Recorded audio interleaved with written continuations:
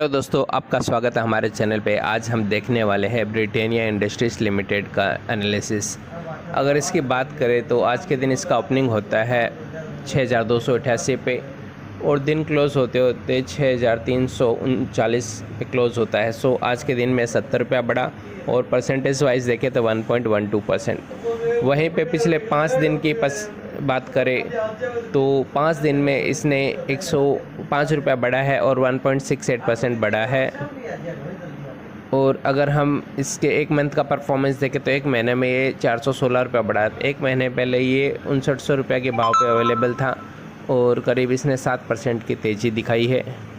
वहीं पे 6 महीने पहले की बात करें तो 6 महीने पहले ये करीब 3900 रुपये के पास 4900 रुपये के पास अवेलेबल था और इसने करीब 29.5% की तेज़ी दिखाई है और 1443 रुपया बढ़ा है। और अगर हम इसके जनवरी की बात करें तो जनवरी में ये कुछ 5300 के भाव पे अवेलेबल था, उसने कुछ 19% की तेज़ी दिखाई है। वहीं पे 5 साल पहले की बात करें तो 5 साल पहले ये अक्टूबर महीने में 2845 रुपये पे अवेलेबल था, तो इसलिए 5 साल में करीब 122% की तेज़ी दिखाई है। और अगर हम इसका लाइफ टाइम परफॉर्मेंस देखें तो लाइफ टाइम में इसने 10,786% का गेन दिया है अपने इन्वेस्टर्स को। करीब 1999 में 58 रुपये के भाव पर अवेलेबल था और ये लगभग 2014 तक देखे तो 400 या 450 के भाव अवेलेबल था। करीब इसने 10 साल में ही पूरा जो गेन दिखाया है वो 10 साल में दिखाया है। अगर अब हम इसका फंडामेंटल्स देखते हैं, अगर मार्केट कैप की बात करें तो 1,52,614 करोड़ का है। करंट प्राइस हमने देखा 6340 के पास है। हाई हुआ तो 6363 का, लो 4348 का।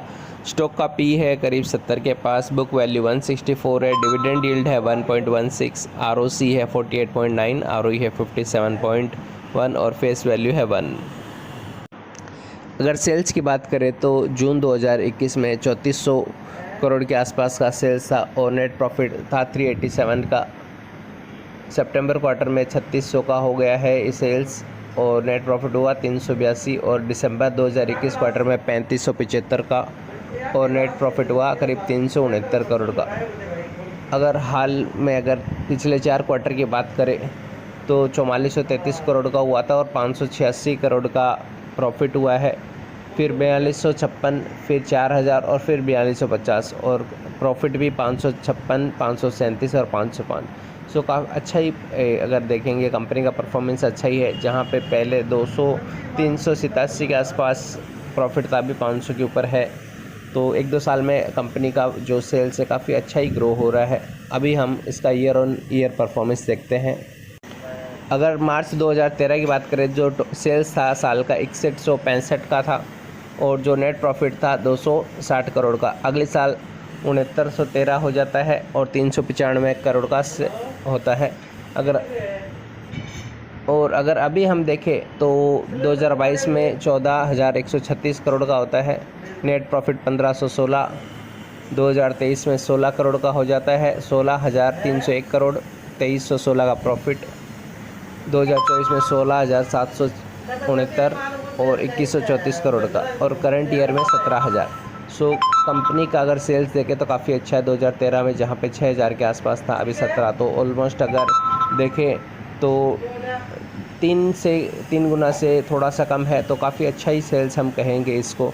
और प्रॉफिट भी जहाँ पे उस समय करीब 400 या 387 के करीब था, आज 2184 करोड़ का हो रहा है। तो कंपनी ने काफ़ी अच्छा ग्रोथ दिखाया है 10 साल में और कंपनी का आगे भी सेम ऐसे ही परफॉर्मेंस करती हुई लग रही है। अभी हम इसका और हम कुछ बोरोइंग या कंपनी की कितना है वो सब देखते हैं।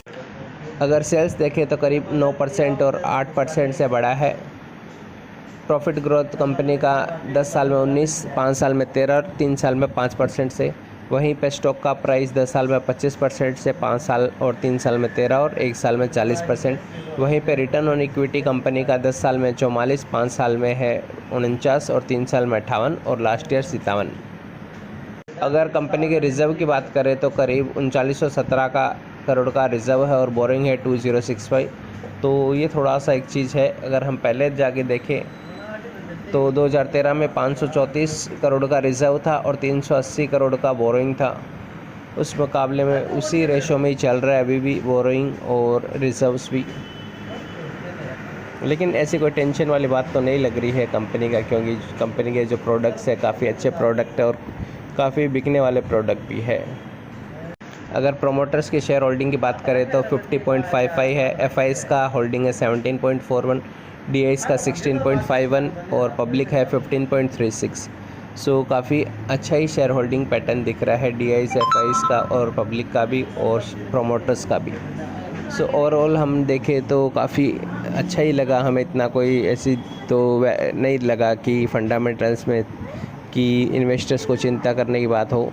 लॉन्ग टर्म के लिए अच्छी कंपनी एफएमसीजी कंपनी है, सो आपको वैसा ग्रोथ तो नहीं देगा जो कभी आईटी या फिर और कोई सेक्टर्स में मिलता है, लेकिन धीरे धीरे ही अपने ये सेक्टर में चलता रहेगा और आपको पता भी नहीं चलता है कि ये शेयर कब डबल हो जाता है। तो धीमे चलने वाली कंपनी है, एफएमसीजी की है।